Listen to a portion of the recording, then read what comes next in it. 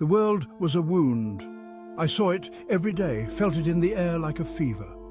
Violence festered, greed poisoned the hearts of men.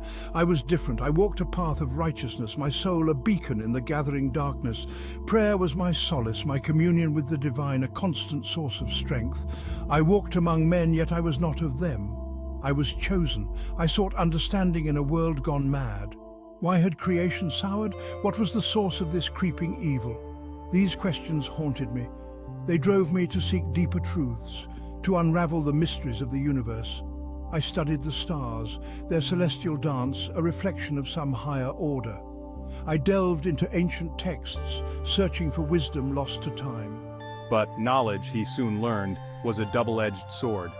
Some truths were not meant for mortal minds. Some secrets, once unearthed, could shatter the world.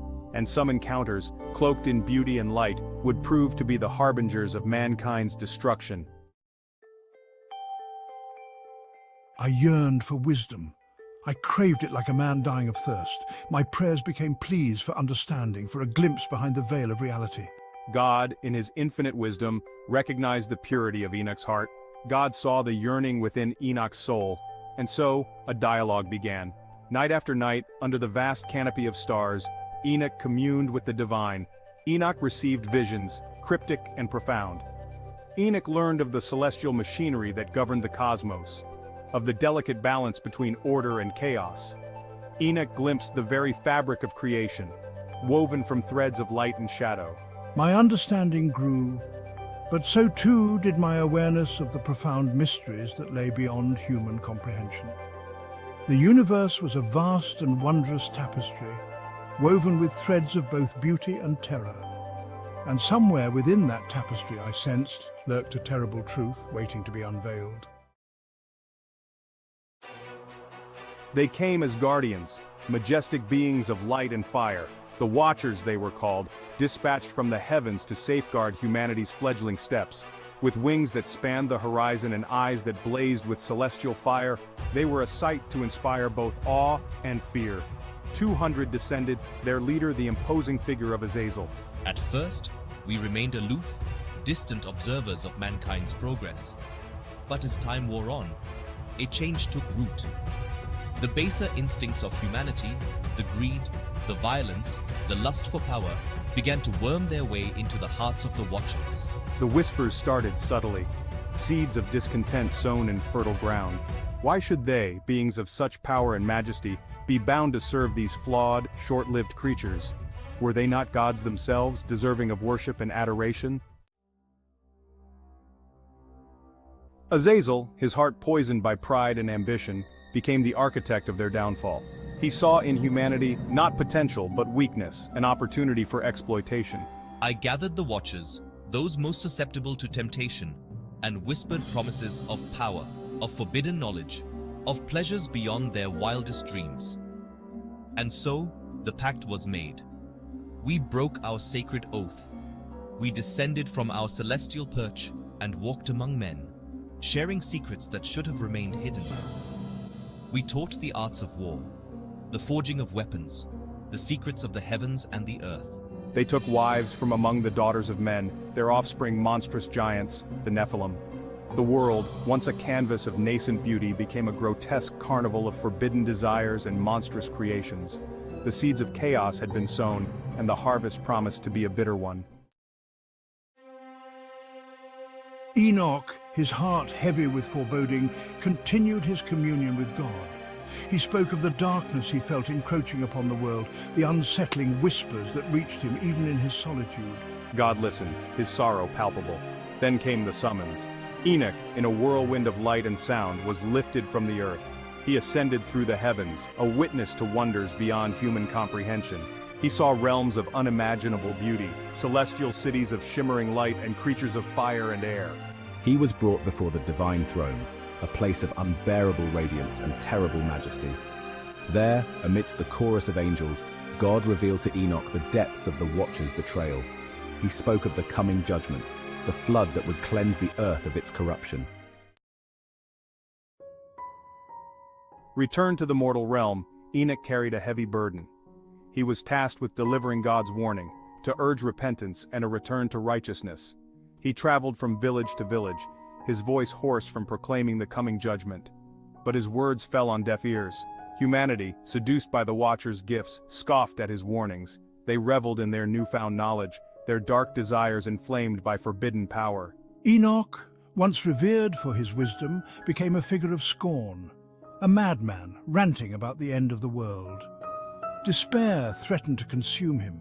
He had seen the truth, had touched the face of the divine, yet he was powerless to prevent the coming catastrophe. The world, drunk on forbidden knowledge and corrupted by monstrous desires, hurtled toward its doom. The offspring of the Watchers, the Nephilim, grew into beings of terrifying power. Towering over men, their appetites were insatiable, their rage unchecked. They ravaged the land, consuming everything in their path. Villages were reduced to rubble, fields lay fallow. The stench of death hung heavy in the air. Humanity, finally awakened to the horror they had unleashed, cried out in terror. But it was too late. The Watchers, drunk on their own power, reveled in the chaos. They had become the architects of their own destruction, their celestial beauty twisted into grotesque parodies of their former selves. The world descended into anarchy. The fragile bonds of civilization, already strained by human vice, snapped entirely. It was a time of monsters and madness, a prelude to the final, terrible reckoning. Amidst the chaos, Enoch and a small band of followers sought refuge. They were the righteous remnant, those who had heeded his warnings and turned away from the Watcher's corrupting influence. Together, they prepared for the coming storm. They knew their fight was a desperate one, a last stand against insurmountable odds. But they were determined to face their fate with courage and dignity, their faith in God their only shield against the encroaching darkness. We stand together, united in our faith. This is our last stand, and we will not falter. The final battle was a maelstrom of fire and fury. The Nephilim, their monstrous strength bolstered by the dark magic of their fathers, fell upon the righteous with terrifying ferocity. But Enoch and his followers fought with the strength of desperation, their faith a beacon in the darkness. The earth shuddered. The skies opened, unleashing torrents of rain unlike any seen before. The deluge had begun. The Watchers, their plans in ruins, their reign of terror cut short, were bound and cast into the abyss, their cries of rage swallowed by the storm. The Nephilim, their monstrous strength no match for the fury of the elements, were swept away, their bodies dashed against the rocks, their bones buried beneath tons of mud and stone. The world, cleansed by the flood, was reborn. The storm has come, and with it a new beginning. From the ashes of that drowned world, a new chapter in human history began. Enoch, his task complete, his spirit weary, was taken up to heaven, his story a testament to the enduring power of faith and the cyclical nature of creation and destruction. But even in victory, a shadow lingered. The seeds of corruption, though washed away by the flood, had taken root deep within the human heart. The whispers of forbidden knowledge still echoed on the wind, a constant temptation to those who sought power over righteousness. From above I watch with a heavy heart. Humanity time and again strays from the path of righteousness. Enoch, from his celestial abode, watched with a heavy heart as humanity, time and again, strayed from the path of righteousness. He saw empires rise and fall, witnessed the endless cycle of violence and greed. He knew that the battle against darkness was never truly over. It was a fight waged within each human soul, a constant struggle between the lure of forbidden knowledge and the enduring flame of faith.